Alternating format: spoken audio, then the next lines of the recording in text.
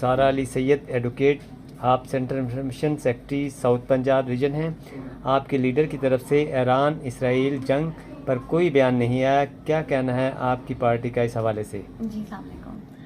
دیکھیے آپ کا جو یہ سوال ہے یہ میں بہت سے لوگوں سے سن رہی ہوں اور مجھے یہ سوال سن کر ہی بہت تکلیف ہو رہی ہے. بہت ہی لوگوں کو یہ سوال کرتے ہوئے شرم آنی چاہیے کہ ہمارے لیڈر کا ابھی تک کوئی بیان کیوں نہیں آیا ایران اسرائیل وار کے حوالے سے. تو بات یہ ہے کہ ہمارے اس شیر کو تو دیکھیں آپ نے اڈیالہ میں بند کر کے رکھا ہوا ہے، جو جب وہاں سے دھاڑتا ہے تو ساری دنیا سنتی ہے، لیکن اس کو اس حد تک آئسولیٹ کیا ہوا ہے کہ باہر کی کوئی خبر اس تک پہنچنے نہیں دی جا رہی. اس کے گھر والوں اس کو اس سے ملنے نہیں دیا جا رہا. اس کی بہنیں اور اس کے گھر والے، اس کے وکیل سب ان سے ملنے کے لیے وہاں پر انتظار کر رہے ہوتے ہیں اور ان سے کسی صورت کسی کو ملنے نہیں دیا جا رہا. اندر کی بات باہر نہیں آنے دی جا رہی اور باہر کی بات ان تک پہنچنے نہیں دی جا رہی. تو وہاں سے کیسے کوئی بیان آئے گا؟ دوسری بات یہ کہ یہ تو وہ شعر ہے ہمارا جو ہمیشہ سے غزہ کے مسلمان ہوں، فلسطین کے مسلمان ہوں یا ایران کے ہوں، وہ ان کا حامی ہے اور ان کی ڈنکے کی چوٹ پر حمایت کرتا ہے. ہمارا لیڈر تو وہ ہے جس نے اقوام متحدہ میں کفار کی سرزمین پر کھڑے ہو کر کفار کو ہی للکارا تھا، اسلاموفوبیا کا دن مقرر کروایا، حضور صلی اللہ علیہ وسلم کی حرمت پر بات کی اور اسلاموفوبیا کا دن مقرر کروایا.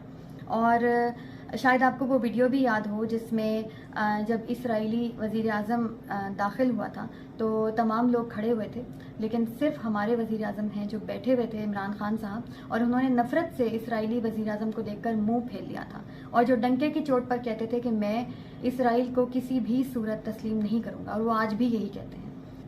ہمارا لیڈر ڈنکے کی چوٹ پر فلسطین کے مسلمانوں سے اور تمام مسلم ممالک سے یکجہتی کا اظہار کرتا تھا اور کرتا ہے. اور ہمارے لیڈر کے بارے میں تمام مسلم ممالک جو کہ ڈرپوک ہیں، جو کہ خاموشی کی چادر اوڑھے بیٹھے ہیں، ان سب کا یہی خیال تھا کہ شاید یہی وہ شخص ہو جو کہ ایک مسلم بلاک بنائے، کیونکہ وہی ایک سب سے مضبوط کردار کا شخص نظر آیا اور لوگوں کو یہ امید بن چلی کہ ہمارا لیڈر جو ہے وہ ایک مسلم ممالک کا، وہ مسلم امہ کو لیڈ کرنے والا ایک لیڈر بنے گا. اور تمام مسلم ممالک اس کی راہ دیکھ رہے تھے، آج بھی دیکھ رہے ہیں کہ وہ آئے اور مسلم ممالک کو لیڈ کرے اور مسلم امہ کو لیڈ کرے. تو اور شاید اسی جرم کی پاداش میں اس کو آج اڈیالہ میں بند کر کے رکھا ہوا ہے، کیونکہ یہ بات ہمارے آقاؤں کو پسند نہیں. باقی یہ کہ ہماری حکومت نے کیا کیا، ہماری حکومت نے صرف بیان بازی کی ہے. ایک دو ٹویٹس کر دینے سے، اسرائیل کے ساتھ یکجہتی کا اظہار کرنے کے لیے ایک دو ٹویٹس کرنے سے کوئی بات نہیں بنتی. یہ اس وقت تمام مسلم ممالک جس طرح خاموشی کی چادر اوڑھ کے بیٹھے ہوئے ہیں، جس طرح یہ کوفیوں کا کردار ادا کر رہے ہیں، جو کوفیوں نے کردار ادا کیا، اس وقت تمام مسلم ممالک کا کردار وہی ہے جو کہ کوفیوں نے کردار ادا کیا تھا، کہ یعنی خاموشی اختیار کر لی تھی. ظلم کے خلاف خاموشی اختیار کرنے والا بھی بہت بڑا مجرم ہوتا ہے، گنہگار ہوتا ہے.